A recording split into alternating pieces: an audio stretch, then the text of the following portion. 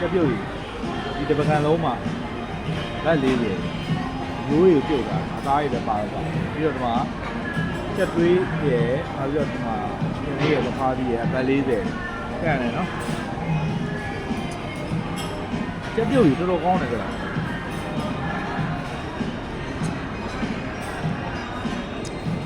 ကျေပဲ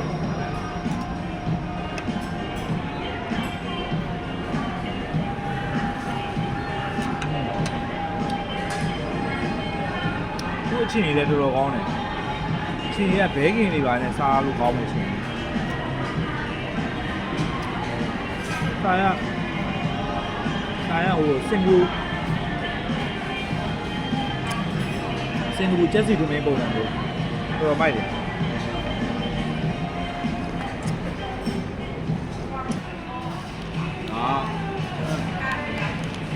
Thai crispy ရဲ့ Thai crispy မှာ salty ပေါ့နော် salty ဆိုတာတိတ်မချိုဘူးလို့ပြောတယ်ဆူပီကချိုတယ်တဲ့ဒါမချိုဘူးဆိုတော့ဒါလေးယူတာ